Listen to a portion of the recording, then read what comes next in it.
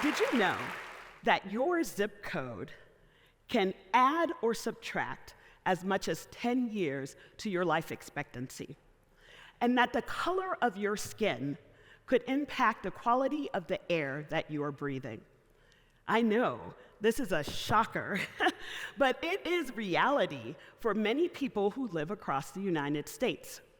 Hello, my name is Parker McMullen Bushman, and I have spent the majority of my career working to ensure that everyone, regardless of their race, socioeconomic status, or zip code, has access to clean air, has access to clean water, and has a connection to nature.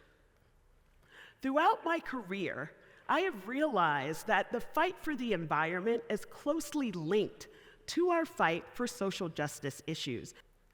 We have communities that have so many trees, have access to parks, have clean air, while other communities are plagued by pollution.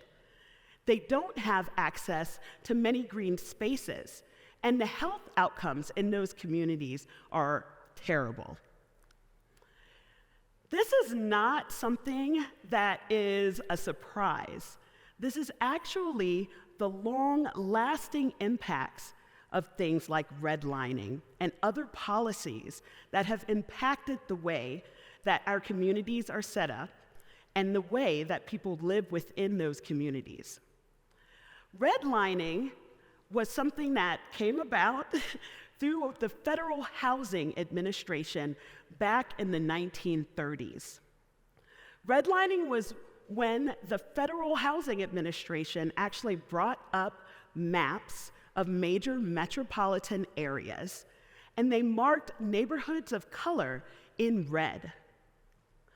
Now, when they were doing this, they were advising lenders not to invest in these neighborhoods, not to provide loans in these neighborhoods because of an infiltration of foreign-born, Negro, or lower-grade populations. Now, this effectively segregated these neighborhoods and cut them off from access to resources, investment, cut them off from the ability to grow. And this had a very long-lasting impact. And it wasn't only housing that was affected by redlining. Redlining also affected where we placed industrial facilities, highways, and other pollution-causing industries.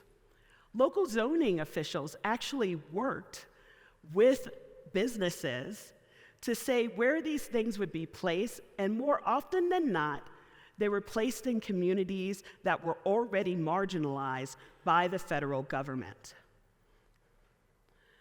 Now, I talked a little bit earlier about life expectancy.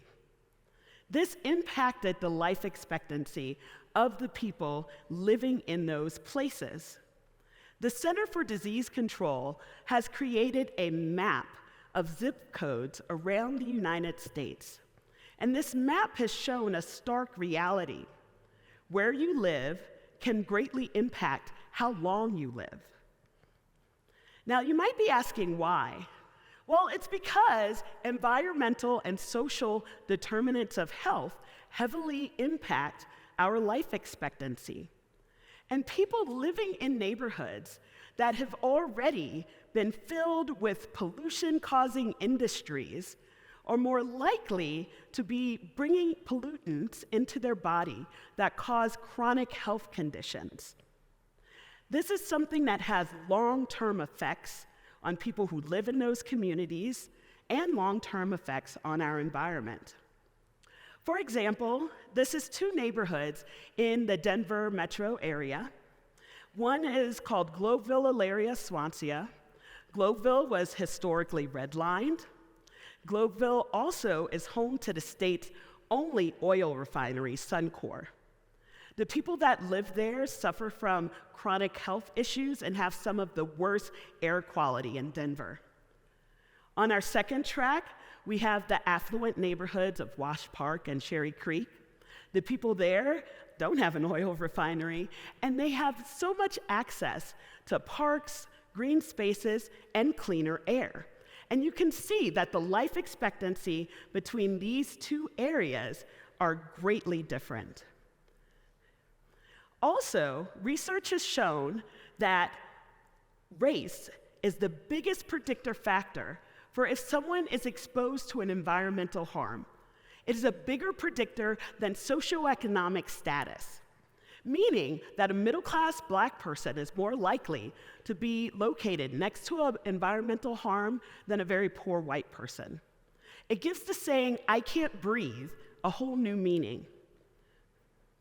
How does this affect our overall environment?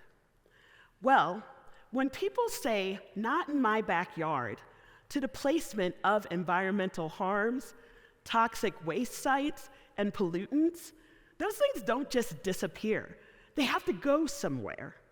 And more often than not, they end up in the backyards of people who are already marginalized.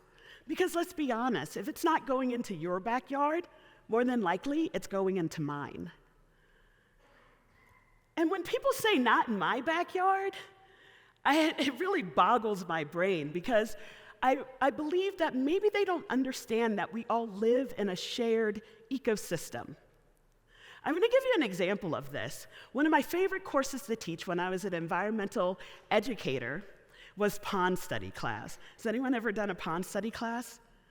I absolutely loved it. I would take groups of kids out, and we would study what animal life lived beneath the surface of the water.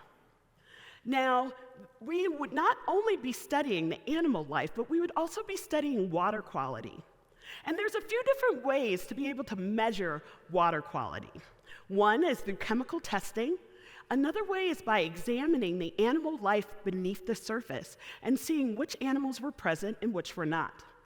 We knew that if we found mayflies, stoneflies, caddisflies, that was a healthy pond environment, because these animals have very little tolerance for pollution. If we only found the midges, mosquito larvae, or water boatmen, then we knew that the water quality probably wasn't that great, because these are air-breathing, pollution-tolerant species. So our mayflies, stoneflies, and caddisflies, they were our indicator species. They let us know about the overall health of the pond environment. And it's the same for human beings. We are destroying our planet at an unprecedented rate. And those of us that are most marginalized within our communities are suffering first and worse because of these pollutants. And just because we have the ability to protect ourselves and maybe stave off some of the effects of pollution within our communities doesn't mean that we should turn our backs, because we're all a part of the same environment. We're all a part of the same ecosystem. When we are thinking about solutions for pollution, the solution isn't to relocate toxic waste sites to the different neighborhoods around our country. The solution is to not say, "not in my backyard," but to say, "not in anyone's backyard." We are all a part of the same pond. We're all a part of the same ecosystem. So we cannot afford to allow some people in our community to suffer. We cannot afford to allow some environments within our community to be polluted. And oftentimes, when we allow certain environments to be polluted, it's because we consider them throwaway environments. And in order to have throwaway environments, we often have to have throwaway people. So, there are so many things that we can do as communities to stop environmental racism and to stop environmental harms. And one is to start by educating ourselves and educating those around us. We can also use our voice to be able to speak up and to speak out, to be able to say that this should not be happening to anyone in our community, because we have no other planet. We have to protect the one that we're on now. I want you all to take a moment and close your eyes with me. And I want you to vision. I want you to imagine a world where clean air and clean water is a right. I want you to imagine a world where everyone feels safe outdoors. Imagine a world where everyone, no matter their background, can say, I can breathe. Imagine a world where Black lives are cherished, where Indigenous rights and sovereignty is respected. I don't believe that this is a dream. I believe that this is a vision that we can achieve together. And I believe that each and every single one of you out here can help make that dream happen. So thank you very much.